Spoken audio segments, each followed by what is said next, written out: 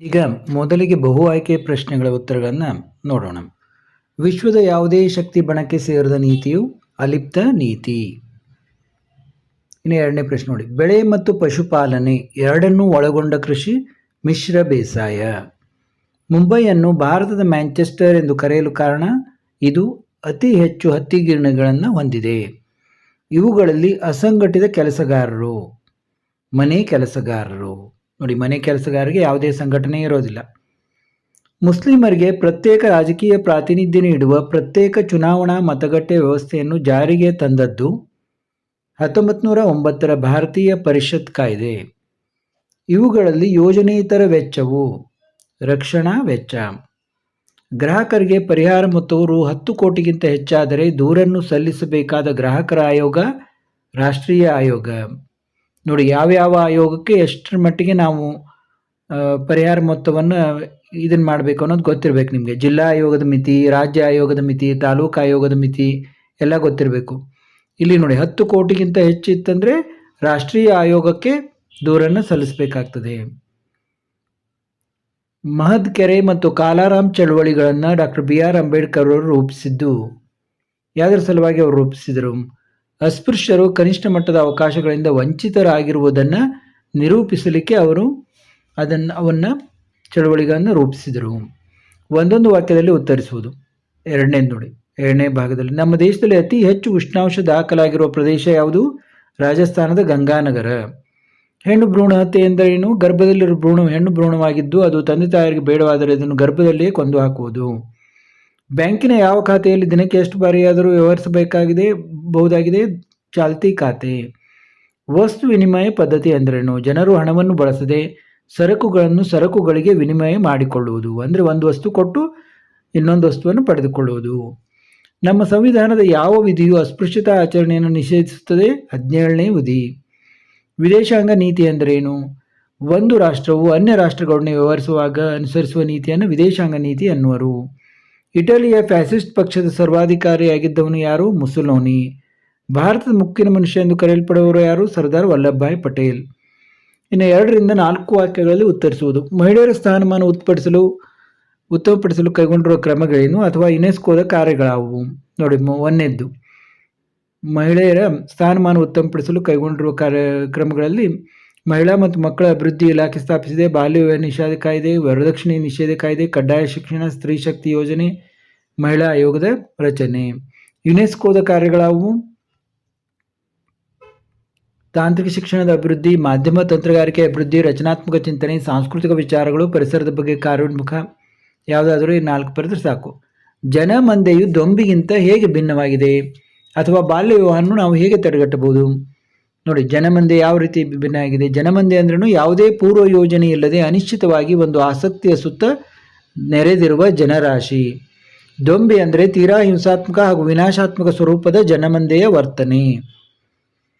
ಇನ್ನು ಅಥವಾ ಪ್ರಶ್ನೆ ನೋಡಿ, ಬಾಲ್ಯ ವಿವಾಹವನ್ನು ನಾವು ಹೇಗೆ ತಡೆಗಟ್ಟಬಹುದು? ಬಾಲ್ಯ ವಿವಾಹ ನಿಷೇಧಾಧಿಕಾರಿಗಳ ನೇಮಕ, ಮಕ್ಕಳ ಸಹಾಯವಾಣಿ 1098. ಮಕ್ಕಳು, ಶಿಕ್ಷಕರು, ಗ್ರಾಮ ವ್ಯವಸ್ಥಾಪಕರು ದೂರು ನೀಡಬಹುದು, ಪೊಲೀಸರಿಗೆ ದೂರು ನೀಡುವುದು. ಬಾಲ್ಯ ವಿವಾಹ ನಿಷೇಧ ಕಾಯ್ದೆ ಪ್ರಕಾರ ಶಿಕ್ಷೆ. ಇನ್ನು ಬಕ್ಸಾರ್ ಕದನವು ಭಾರತದಲ್ಲಿ ಬ್ರಿಟಿಷರನ್ನು ಬಂಗಾಳದ ನಿಜವಾದ ಒಡೆಯರನ್ನಾಗಿ ಹೇಗೆ ಮಾಡಿತು? ನೋಡಿ, ದಿವಾನಿ ಹಕ್ಕನ್ನು 2ನೇ ಶಾ ಆಲಂನು ಬ್ರಿಟಿಷರಿಗೆ ನೀಡಿದನು. 26 ಲಕ್ಷ ರೂಪಾಯಿ ಬಂಗಾಳದ ಹಕ್ಕನ್ನು ಬ್ರಿಟಿಷರಿಗೆ ಬಿಟ್ಟುಕೊಡುವುದು. ಕಂಪನಿ ಯುದ್ಧ ಪರಿಹಾರ 50 ಲಕ್ಷ ರೂಪಾಯಿ. ಮೀರ್ ಜಾಫರ್ ನಮಗನಿಗೆ ವಿಶ್ರಾಂತಿ ವೇತನ. ಗೋವಾವನ್ನು ಹೇಗೆ ಮುಕ್ತಿಗೊಳಿಸಲಾಯಿತು? 1955ರಲ್ಲಿ ಸತ್ಯಾಗ್ರಹಿಗಳಿಂದ ಗೋವಾ ವಿಮೋಚನಾ ಹೋರಾಟ.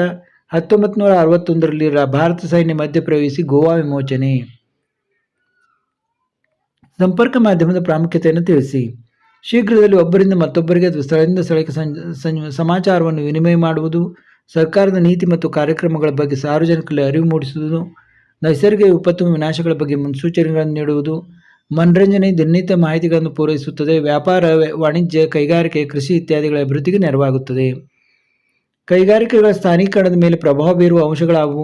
ಕಚ್ಚಾ ವಸ್ತುಗಳ ಸರಬರಾಜು, ಶಕ್ತಿ ಸಂಪನ್ಮೂಲಗಳ ಪೂರೈಕೆ, ಸಾರಿಗೆ ಮತ್ತು ಸಂಪರ್ಕದ ವ್ಯವಸ್ಥೆ, ಮಾರುಕಟ್ಟೆಯ ಸೌಲಭ್ಯ, ಬಂಡವಾಳ, ಕಾರ್ಮಿಕರ ಮತ್ತು ನೀರು ದೊರೆಯುವಿಕೆ, ಸೂಕ್ತ ವಾಯುಗುಣ, ಸರ್ಕಾರದ ನೀತಿ ನಿಯಮಗಳು.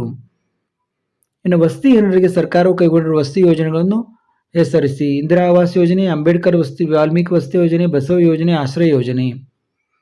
ಉದ್ಯಮಶೀಲತೆಯು ಒಂದು ಸೃಜನಾತ್ಮಕ ಚಟುವಟಿಕೆಯಾಗಿದೆ. ಹೇಗೆ? ಏನೂ ಇಲ್ಲದನ್ನು ಸೃಜಿಸುವ ಸಾಮರ್ಥ್ಯ, ಕಷ್ಟ ಸಾಧ್ಯವಾದನ್ನು ಗುರುತಿಸಿ ಕಾರ್ಯರೂಪಕ್ಕೆ ತರುವುದು, ಅನ್ವಯಿಸಿ ನಷ್ಟವನ್ನು ಲೆಕ್ಕಾಚಾರ ಹಾಕಿ ಲಾಭ ಗಳಿಸುವುದು, ಇದು ಒಂದು ಕಾರ್ಯವಿಧಾನವಾಗಿದೆ. ಅನ್ವೇಷಣೆಯನ್ನು ಕ್ರಮಬದ್ಧವಾಗಿ ವಿಶ್ಲೇಷಿಸುವ ಕಾರ್ಯ, ಇದು ಒಂದು ತತ್ವಜ್ಞಾನವಾಗಿದೆ ಉದ್ಯಮಶೀಲತೆ ಅನ್ನೋದು. ಇನ್ನು 4ನೇದು ನೋಡಿ, 6 ವಾಕ್ಯಗಳಲ್ಲಿ ಉತ್ತರಿಸುವುದು.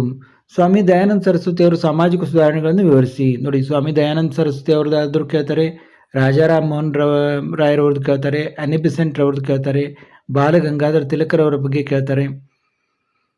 ನೋಡಿ, ಸಾಮಾನ್ಯವಾಗಿ ಕೇಳಬಹುದು. ಅಥವಾ ಸಹಾಯಕ ಸೈನ್ಯ ಪದ್ಧತಿಯ ನಿಬಂಧನೆಗಳನ್ನು ವಿವರಿಸಿ. ಇವರು ದಯಾನಂದ ಸರಸ್ವತಿ ಅವರು ನೋಡಿ, ದೇಶಾದ್ಯಂತ ಸಂಚರಿಸಿ ಉಪನ್ಯಾಸ ನೀಡಿದರು. ವೇದಗಳು ಸತ್ಯ ಮತ್ತು ಜ್ಞಾನದ ಮೂಲ, ವೇದಗಳಿಗೆ ಹಿಂತಿರುಗಿ ವಿಗ್ರಹಾರಾಧನೆ, ಜಾತಿ ಪದ್ಧತಿ ಖಂಡನೆ, ವಿಧವಾ ವಿವಾಹವನ್ನು ಪ್ರೋತ್ಸಾಹಿಸುವರು, ಸ್ವದೇಶಿ ವಸ್ತು ಬಳಕೆ ಕರೆ, ಸತ್ಯಾಗ್ರಹ ಪ್ರಕಾಶ ಕೃತಿ, ಸುದ್ದಿ ಚಳುವಳಿ, ಆರ್ಯ ಸಮಾಜ ಸ್ಥಾಪನೆ, ಭಾರತೀಯರಿಗೆ ಭಾರತ ಎಂದು ಘೋಷಿಸಿದರು.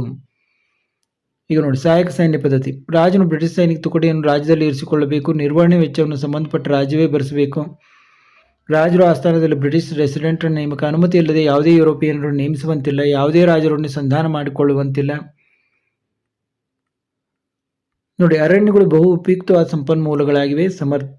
ಸಮರ್ಥಿಸಿ. ಅಥವಾ ದೇಶದ ಅಭಿವೃದ್ಧಿಗೆ ವಿವಿಧೋದ್ದೇಶ ನದಿ ಕಣಿವೆ ಯೋಜನೆಗಳು ಅವಶ್ಯಕವಾಗಿವೆ. ಸಮರ್ಥಿಸಿ. ನೋಡಿ, ಅರಣ್ಯಗಳು ಶುದ್ಧ ವಾಯು, ಆಹಾರ ಮತ್ತು ಮೇವು ಒದಗಿಸುತ್ತವೆ. ಉತ್ತಮ ಮಳೆ ತರಲು ಸಹಾಯಕ, ಪ್ರಾಣಿ ಪಕ್ಷಿಗಳಿಗೆ ಆಶ್ರಯ ತಾಣ, ಔಷಧಿ ಸಸ್ಯಗಳಾಗರ, ಪ್ರವಾಸಿಗರನ್ನು ಆಕರ್ಷಿಸುತ್ತದೆ. ಉದ್ಯೋಗಾವಕಾಶಗಳನ್ನು ಒದಗಿಸುತ್ತದೆ. ಜೈವಿಕ ಪರಿಸರ ಸಮತೋಲನ. ಇನ್ನು ದೇಶದ ಅಭಿವೃದ್ಧಿಗೆ ವಿವಿಧೋದ್ದೇಶ ನದಿ ಕಣಿವೆ ಯೋಜನೆಗಳು ಅವಶ್ಯಕವಾಗಿವೆ. ಸಮರ್ಥಿಸಿ. ನೋಡಿ, ಇದರಿಂದ ನೀರಾವರಿ ಸೌಲಭ್ಯ ಒದಗಿಸುವುದು, ಜಲವಿದ್ಯುತ್ ಶಕ್ತಿ ಉತ್ಪಾದಿಸುವುದು, ಪ್ರವಾಹ ನಿಯಂತ್ರಿಸುವುದು, ನೌಕಾಯಾನದ ಸೌಲಭ್ಯ, ಗೃಹ ಬಳಕೆ ಹಾಗೂ ಕೈಗಾರಿಕೆಗಳಿಗೆ ನೀರನ್ನು ಒದಗಿಸುವುದು, ಮಣ್ಣಿನ ಸವಕಳಿ ನಿಯಂತ್ರಣ, ಮೀನುಗಾರಿಕೆ ಅಭಿವೃದ್ಧಿ, ಅರಣ್ಯ ಸಂಪತ್ತನ್ನು ವೃದ್ಧಿಸುವುದು. ಇನ್ನು ಅಭಿವೃದ್ಧಿ ಹೊಂದುತ್ತಿರುವ ರಾಷ್ಟ್ರಗಳ ಲಕ್ಷಣಗಳೇನು? ಅಥವಾ ಕೇಂದ್ರ ಸರ್ಕಾರದ ತೆರಿಗೆಯೇತರ ಆದಾಯದ ಮೂಲಗಳಾವುವು? ನೋಡಿ, ಅಭಿವೃದ್ಧಿ ಹೊಂದುತ್ತಿರುವ ರಾಷ್ಟ್ರಗಳ ಲಕ್ಷಣಗಳು ತಲಾ ಆದಾಯ ಕಡಿಮೆ ಉತ್ಪಾದನೆ, ಹೆಚ್ಚು ಜನಸಂಖ್ಯೆ, ಸ್ವಾಭಾವಿಕ ಸಂಪನ್ಮೂಲಗಳನ್ನು ಸರಿಯಾಗಿ ಬಳಕೆ ಮಾಡದಿರುವುದು, ಭಾರತ ಬಂದಿರುವ ಅಭಿವೃದ್ಧಿ ಹೊಂದುತ್ತಿರುವ ದೇಶ. ಅಥವಾ ಭಾರತೀಯ ರಿಸರ್ವ್ ಬ್ಯಾಂಕ್ ಗಳಿಸುವ ನಿವ್ವಳ ಲಾಭ. ನೋಡಿ, ಕೇಂದ್ರ ಸರ್ಕಾರದ ತೆರಿಗೆಯೇತರ ಆದಾಯದ ಮೂಲಗಳು: ಭಾರತೀಯ ರಿಸರ್ವ್ ಬ್ಯಾಂಕ್ ಗಳಿಸುವ ನಿವ್ವಳ ಲಾಭ, ಭಾರತೀಯ ರೈಲ್ವೆ ಗಳಿಸುವ ಲಾಭ, ಅಂಚೆ ಮತ್ತು ದೂರವಾಣಿ ಸೇವೆಗಳಿಂದ ಬರುವ ಆದಾಯ, ಸಾರ್ವಜನಿಕ ಉದ್ಯಮಗಳು ಗಳಿಸುವ ಆದಾಯ, ನಾಣ್ಯ ಮತ್ತು ಟಂಕಸಾಲೆಯಿಂದ ಬರುವ ಆದಾಯ, ವಿವಿಧ ರೀತಿಯ ಶುಲ್ಕಗಳು, ದಂಡಗಳು ಇತ್ಯಾದಿ. ಬ್ಯಾಂಕಿನ ಕಾರ್ಯಗಳಾವುವು? ಅಥವಾ ಗ್ರಾಹಕ ನ್ಯಾಯಾಲಯಕ್ಕೆ ಸಲ್ಲಿಸುವ ದೂರಿನಲ್ಲಿ ಇರಬೇಕಾದ ಮಾಹಿತಿಗಳಾವುವು? ನೋಡಿ, ಬ್ಯಾಂಕಿನ ಕಾರ್ಯನಾದರೂ ಕೇಳ್ತಾರೆ, ಅಂಚೆ ಕಚೇರಿಯ ಕಾರ್ಯನಾದರೂ ಕೇಳ್ತಾರೆ ಸಾಮಾನ್ಯವಾಗಿ. ಅವೆಲ್ಲ ಸ್ಕೀಮ್ಗಳು, ಕಾರ್ಯಗಳು ಗೊತ್ತಿರಬೇಕು. ಠೇವಣಿಗಳನ್ನು ಅಂಗೀಕರಿಸುವುದು, ಸಾರ್ವಜನಿಕರಿಗೆ ಸಾಲ ಕೊಡುವುದು, ಹಣದ ವರ್ಗಾವಣೆ, ಚೆಕ್ ಮತ್ತು ಹುಂಡಿಗಳ ಮೇಲೆ ಹಣ ವಸೂಲು ಮಾಡುವುದು, ಹುಂಡಿಗಳನ್ನು ಸೋಡಿ ಮಾಡುವುದು, ಭದ್ರತಾ ಕಪಾಟವನ್ನು ಬಾಡಿಗೆ ಕೊಡುವುದು, ವಿದೇಶಿ ವಿನಿಮಯವನ್ನು ನಿರ್ವಹಿಸುವುದು, ಬೆಲೆ ಬಾಳುವ ವಸ್ತುಗಳನ್ನು ಭದ್ರವಾಗಿ ಇಟ್ಟುಕೊಳ್ಳುವುದು, ಇವೆಲ್ಲ. ಇನ್ನು 2ನೇದೇನಿತ್ತು? ಗ್ರಾಹಕ ನ್ಯಾಯಾಲಯಕ್ಕೆ ಸಲ್ಲಿಸುವ ದೂರಿನಲ್ಲಿ ಇರಬೇಕಾದ ಮಾಹಿತಿಗಳಾವುವು? ನೋಡಿ, ದೂರುಗಳು ಕೈಬರಹ ಅಥವಾ ಬೆರಳಚ್ಚಿನ ಮಾದರಿಯಲ್ಲಿರಬೇಕು. ಹೆಸರು, ವಿಳಾಸ ಮತ್ತು ದೂರವಾಣಿ ಸಂಖ್ಯೆ ಸರಿಯಾಗಿ ನಮೂದಿಸುವುದು, ಯಾವ ವ್ಯಾಪಾರಿ ಅಥವಾ ಪೂರೈಕೆದಾರನ ವಿರುದ್ಧದ ದೂರು ಸರಿಯಾಗಿ ನಮೂದಿಸುವುದು, ಯಾವ ವಸ್ತುವಿನ ನಷ್ಟ ಹೊಂದಿರುವ ಮೊಬೈಲ್ಗಳನ್ನು ನಮೂದಿಸುವುದು, ಸೂಕ್ತವಾದ ರಸೀದಿಯನ್ನು ಲಗತ್ತಿಸಬೇಕು. ಈ ದೂರಿಗೆ ಯಾವುದೇ ಶುಲ್ಕ ಇರುವುದಿಲ್ಲ. ಗ್ರಾಹಕನಿಗೆ ನೇರವಾಗಿ ಅಥವಾ ವಕೀಲರು ವಾದಿಸಬಹುದು. 2ನೇ ಮಹಾಯುದ್ಧದ ಪರಿಣಾಮಗಳೇನು? ಅತಿ ಹೆಚ್ಚಿನ ಸಾವು ನೋವುಗಳು ಕಂಡುಬಂದವು. ಜಗತ್ತಿನ ರಾಜಕೀಯ ಮತ್ತು ಸಾಮಾಜಿಕ ಸಂರಚನೆ ಬದಲಾಯಿತು. ವಿಶ್ವಸಂಸ್ಥೆಯ ರಚನೆಯಾಯಿತು. ಅಮೆರಿಕ, ರಷ್ಯಾ, ಚೀನಾ, ಬ್ರಿಟನ್ ಮತ್ತು ಫ್ರಾನ್ಸ್ ದೇಶಗಳು ವಿಶ್ವಸಂಸ್ಥೆಯ ಕಾಯಂ ಸದಸ್ಯರಾದರು. ಇವೆಲ್ಲ ಉಳಿದದ್ದನ್ನು ನೋಡ್ಕೋಬಹುದು. ಇನ್ನು ಬ್ರಿಟಿಷರ ಭೂಕಂದಾಯ ನೀತಿಯು ಭಾರತೀಯ ರೈತರನ್ನು ಹೇಗೆ ಶೋಷಿಸಿತು? ರೈತರನ್ನು ಶೋಷಿಸುವ ಹೊಸ ಜಮೀನ್ದಾರಿ ಸಮುದಾಯ ಸೃಷ್ಟಿಯಾಯಿತು. ರೈತರು ವಿವಿಧ ಬಗೆಯ ಸಂಕಷ್ಟಗಳಿಗೆ ಒಳಗಾದರು. ಭೂಮಿ ಮಾರಾಟದ ವಸ್ತುವಾಯಿತು. ಅನೇಕ ಜಮೀನ್ದಾರರು ಕೂಡ ಕಂದಾಯವನ್ನು ಸಲ್ಲಿಸಲು ಭೂಮಿಯನ್ನು ಪರಭಾರೆ ಮಾಡಿದರು. ಕೃಷಿ ಕ್ಷೇತ್ರ ವಾಣಿಜ್ಯೀಕರಣಗೊಂಡಿತು. ಹಣದ ಲೇವಾದೇವಿಗಾರರು ಬಲಿಷ್ಠರಾದರು. ಅನಕ್ಷರತೆಯ ನಿವಾರಣೆಗಾಗಿ ಜಾರಿಗೊಳಿಸಿರುವ ಕಾರ್ಯಕ್ರಮಗಳನ್ನು ಪಟ್ಟಿ ಮಾಡಿ. ನೋಡಿ, 1988 ರಾಷ್ಟ್ರೀಯ ಸಾಕ್ಷರತಾ ಮಿಷನ್ ಮತ್ತು ಸರ್ವ ಶಿಕ್ಷಣ ಅಭಿಯಾನ ನೋಡ್ತಾ ಹೋಗಿ. ಸಾಕ್ಷರ ಭಾರತ ಕಾರ್ಯಕ್ರಮ ಶಿಕ್ಷಣ ಮಕ್ಕಳ ಮೂಲಭೂತ ಹಕ್ಕಾಗಿದೆ. ನೋಡಿ, ಇವೆಲ್ಲ. ಬಾಲ ಕಾರ್ಮಿಕ ಸಮಸ್ಯೆ ಪರಿಣಾಮಗಳಾವುವು? ಅನಾರೋಗ್ಯ, ಪೌಷ್ಟಿಕ ಆಹಾರದ ಕೊರತೆ, ವೈದ್ಯಕೀಯ ಸೌಲಭ್ಯ ಕೊರತೆ, ಒತ್ತಾಯದ ದುಡಿತ, ಆರ್ಥಿಕ ಮತ್ತು ಸಾಮಾಜಿಕ ಶೋಷಣೆ. ಮಣ್ಣಿನ ಸವೆತವನ್ನು ಹೇಗೆ ತಡೆಗಟ್ಟಬಹುದು? ಇಳಿಜಾರಿಗೆ ಅಡ್ಡಲಾಗಿ ಉಳುಮೆ ಮಾಡುವುದು, ಅಡ್ಡಬದುಗಳನ್ನು ನಿರ್ಮಿಸುವುದು, ಹಂತ ಹಂತವಾಗಿ ವ್ಯವಸಾಯ ಕ್ಷೇತ್ರಗಳ ನಿರ್ಮಾಣ, ಅರಣ್ಯ ನಾಶವನ್ನು ತಡೆಗಟ್ಟುವುದು, ಅರಣ್ಯಗಳ ಬೆಳವಣಿಗೆಯನ್ನು ಪ್ರೋತ್ಸಾಹಿಸುವುದು, ಅತಿಯಾಗಿ ಮೇಯಿಸುವಿಕೆಯನ್ನು ನಿಯಂತ್ರಿಸುವುದು. ಇನ್ನು 8ರಿಂದ 10 ವಾಕ್ಯಗಳಲ್ಲಿ ಉತ್ತರಿಸುವುದು. ಸಂಗೊಳ್ಳಿ ರಾಯಣ್ಣನು ಬ್ರಿಟಿಷರ ವಿರುದ್ಧ ಹೋರಾಟದಲ್ಲಿ ಅನುಸರಿಸಿದ ಕ್ರಮಗಳನ್ನು ವಿವರಿಸಿ. ಅಥವಾ ಭಾರತ ಸ್ವಾತಂತ್ರ್ಯ ಸಂಗ್ರಾಮದ ವಿಫಲತೆಗೆ ಕಾರಣಗಳನ್ನು ವಿವರಿಸಿ. ನೋಡಿ, ಇದೊಂದು ಫಿಕ್ಸ್ ಕ್ವಶನ್ ಇರ್ತದೆ, ಎಲ್ಲ ಸರಿ ಕೇಳ್ತಿರ್ತಾರೆ ಇದನ್ನು. ನೋಡಿ, ಸಂಗೊಳ್ಳಿ ರಾಯಣ್ಣ ಬಗ್ಗೆ ನೀವು ತಿಳ್ಕೊಬೇಕು, ಏನೇನು ಮಾಡಿದ ಅಂತ ಆರಾಮಾಗಿ ಬರೀಬಹುದು. ಇನ್ನು ಈ ಸ್ವಾತಂತ್ರ್ಯ ಸಂಗ್ರಾಮದ ಯಾಕೆ ಫೇಲ್ ಆಯಿತು ಅನ್ನೋದನ್ನು ಕೂಡ ನೀವು ನೆನಪಿಟ್ಕೋಬೇಕು, ಅತ್ಯಂತ ಮುಖ್ಯ. ಬಹಳಷ್ಟು ಸಾರಿ ಇದನ್ನು ಕೇಳಿದ್ದಾರೆ. ಭಾರತದ ಸ್ವಾತಂತ್ರ್ಯ ಹೋರಾಟದಲ್ಲಿ ಸುಭಾಷ್ ಚಂದ್ರ ಬೋಸ್ರ ಪಾತ್ರ ಒಂದು ದಿಟ್ಟ ಮೈಲಿಗಲ್ಲು ಸಮರ್ಥಿಸಿ. ನೋಡಿ, ನಾಗರಿಕ ಸೇವಾ ಪರೀಕ್ಷೆಯಲ್ಲಿ 4ನೇ ರ್ಯಾಂಕ್ ಗಳಿಸಿದರು. ಬ್ರಿಟಿಷ್ ಸರ್ಕಾರದ ಪ್ರತಿಷ್ಠಿತ ಹುದ್ದೆಯನ್ನು ತ್ಯಜಿಸಿದರು. ವಿದೇಶದಲ್ಲಿ ನೆಲೆಗೊಂಡ ಭಾರತೀಯರನ್ನು ಸಂಘಟಿಸಲು ಪ್ರಯತ್ನಿಸಿದರು. ವಿದೇಶಗಳ ಪ್ರವಾಸ ಬೆಳೆಸಿ ತಾಯ್ನಾಡಿಗೆ ತಮ್ಮ ಬೆಂಬಲ ನೀಡಲು ಪ್ರಯತ್ನಿಸಿದರು. 1934ರಲ್ಲಿ ಜವಾಹರ್ಲಾಲ್ ನೆಹರು ಮತ್ತು ಸುಭಾಷ್ ಚಂದ್ರ ಬೋಸರು ಕಾಂಗ್ರೆಸ್ ಸಮಾಜವಾದಿ ಪಕ್ಷವನ್ನು ಸ್ಥಾಪಿಸಿದರು. 1938ರಲ್ಲಿ ಹರಿಪುರ ಅಧಿವೇಶನದಲ್ಲಿ ಕಾಂಗ್ರೆಸ್ನ ಅಧ್ಯಕ್ಷರಾದರು. ಗಾಂಧೀಜಿ ಮತ್ತು ಬೋಸರ ನಡುವೆ ಭಿನ್ನಾಭಿಪ್ರಾಯ ಮೂಡಿತು. 1939ರಲ್ಲಿ ಮತ್ತೆ ಕಾಂಗ್ರೆಸ್ನ ಅಧ್ಯಕ್ಷರಾದರು. ಇವರು ಕಾಂಗ್ರೆಸ್ನಿಂದ ಹೊರಬಂದರು. ಫಾರ್ವರ್ಡ್ ಬ್ಲಾಕ್ ಎಂಬ ಹೊಸ ಪಕ್ಷ ಕಟ್ಟಿದರು. ಪ್ರಪಂಚದ 2ನೇ ಮಹಾಯುದ್ಧದಲ್ಲಿ ಭಾರತೀಯರು ಭಾಗವಹಿಸುವುದನ್ನು ವಿರೋಧಿಸಿದರು. ಗೃಹಬಂಧನದಿಂದ ತಪ್ಪಿಸಿಕೊಂಡು ಜರ್ಮನಿಗೆ ತೆರಳಿದರು. ಹಿಟ್ಲರ್ನ ಬೆಂಬಲವನ್ನು ಗಳಿಸಿದರು. ಆಜಾದ್ ಹಿಂದ್ ರೇಡಿಯೋ ಮೂಲಕ ಭಾಷಣಗಳನ್ನು ಪ್ರಚಾರ ಮಾಡಿದರು. ರಾಸ್ ಬಿಹಾರಿ ಬೋಸರನ್ನು ಕೈಜೋಡಿಸಿ ಭಾರತೀಯ ರಾಷ್ಟ್ರೀಯ ಸೇನೆ ಸ್ಥಾಪನೆ, ದೆಹಲಿ ಚಲೋ ಕರೆ, ರಂಗೂನ್ ಮೂಲಕ ದೆಹಲಿಯನ್ನು ವಶಪಡಿಸಿಕೊಳ್ಳುವ ತಂತ್ರ, ಬರ್ಮಾದ ಮೇಲೆ ದಾಳಿ, ಸುಭಾಷರು ವಿಮಾನ ಅಪಘಾತದಲ್ಲಿ ಮಡಿದರು. ವಿಶ್ವಸಂಸ್ಥೆಯ ಸಾಧನೆಗಳನ್ನು ವಿವರಿಸಿ. ನೋಡಿ, ಕೊರಿಯಾ, ಸೂಯೆಜ್ ಕಾಲುವೆ ಮತ್ತು ವಿಯೆಟ್ನಾಂ ಸಮಸ್ಯೆಗಳನ್ನು ಬಗೆಹರಿಸಿದೆ. ಮುಖ್ಯವಾಗಿ ಇವು.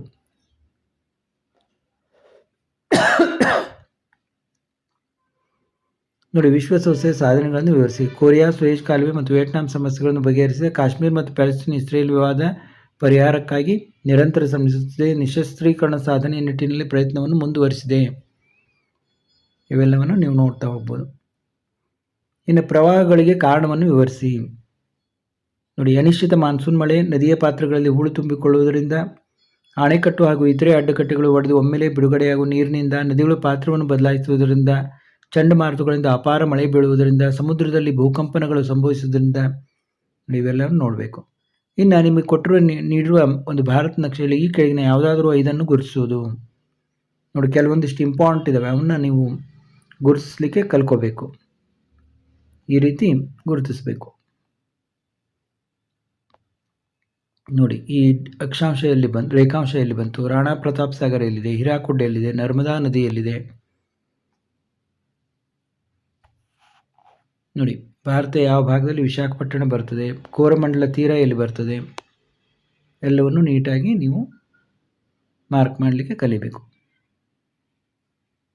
ಮತ್ತೆ ಮುಂದಿನ ವಿಡಿಯೋದೊಂದಿಗೆ ಭೇಟಿಯಾಗೋಣ.